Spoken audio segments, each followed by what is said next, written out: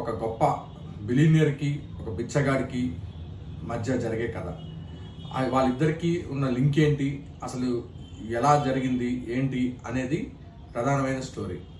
ఇక పెర్ఫార్మెన్స్ విషయానికి వస్తే, ఒక నటుడికి నేషనల్ అవార్డు వచ్చిందంటే అతను చేసిన పెర్ఫార్మెన్స్ని బట్టే ఉంటుంది.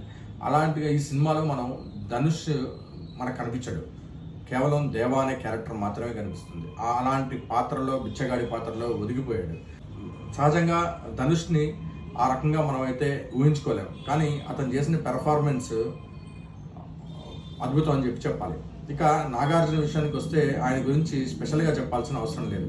ఆయన చేయని ఎక్స్పెరిమెంట్లు లేవు, ఆయన ఎంచుకొని కొత్త కథలు లేవు. అలాంటి కోవకు చెందిన కథే ఇది. దీపక్ అనే పాత్రకి నాగార్జున 100% న్యాయం చేశారు. ఇక రష్మిక విషయానికి వస్తే, ఆ అమ్మాయికి హీరోయిన్గా ఉన్న క్రేజ్కి ఆ అమ్మాయికి వచ్చిన ఈ పాత్ర సహజంగా వేరే హీరోయిన్స్ అయితే ఒప్పుకోరు, కానీ ఈ ధైర్యంగా ఆ అమ్మాయి ఈ సినిమా చేసినందుకు ముఖ్యంగా ఆమె గట్స్ని మనం అభినందించాలి.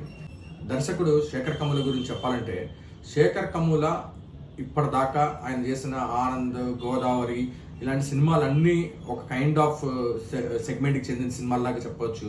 కానీ ఆయనకున్న ఓన్ స్ట్రెంగ్త్ అంతా వదిలేసి ఆయన కొత్తగా 25 సంవత్సరాల తర్వాత ఇంకొకసారి మళ్ళీ దర్శకుడిగా రీఎంట్రీ ఇచ్చాడు అని చెప్పుకోవాలి. ప్రమోషన్స్లో భాగంగా శేఖర్ కమ్ముల గారు సరస్వతీదేవి తలెత్తుకుంటుంది అని చెప్పారు. ఆయన అలాంటి డేరింగ్ స్టేట్మెంట్ ఎందుకు ఇచ్చారా అని అందరూ అనుకున్నారు, కానీ ఈ సినిమా చూసిన తర్వాత ఆయన ఇచ్చిన స్టేట్మెంట్లో ఏమాత్రం అతిశయోక్తి లేదు అని చెప్పాలి. ఆయన 100% న్యాయం చేశాడు. ఇక ఏషియన్ సునీల్ నారంగ్, మన రామ్మోహన్ గారి గురించి చెప్పాలి. ప్రొడ్యూసర్స్ చాలా డేరింగ్గా 110 కోట్ల దాకా బడ్జెట్ పెట్టి ఈ సినిమాని తీశారు.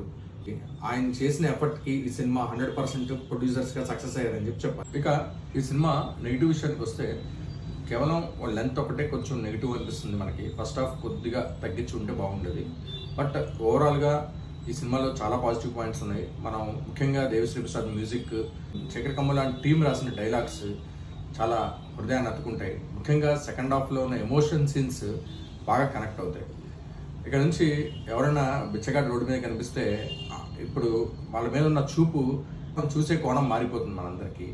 ఆ రకంగా దర్శకుడు అతని యొక్క క్రాఫ్ట్ ఒక గొప్పతనం చూపించాడు.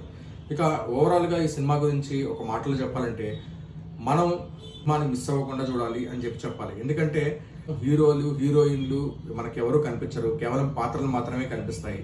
అలాంటి అద్భుతమైన సినిమాని మనకు అందించిన శేఖర్ కమ్ముల గారికి మరోసారి అభినందనలు చెప్తూ, ఈ సినిమా ఈ వారం 100% మీరు చూడాల్సిందిగా రికమెండ్ చేస్తున్నాం.